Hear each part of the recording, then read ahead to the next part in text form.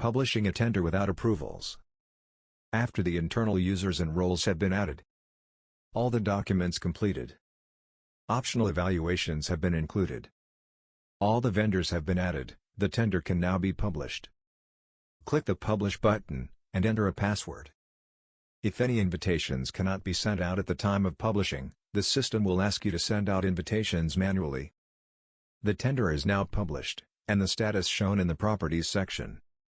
If the date of publication is in the future, the status will be Tender Published, and will automatically open to the vendor on the publication date, and the status will change to Tender Open. Tender preparation can be restarted, but only up to when it is open to the vendors.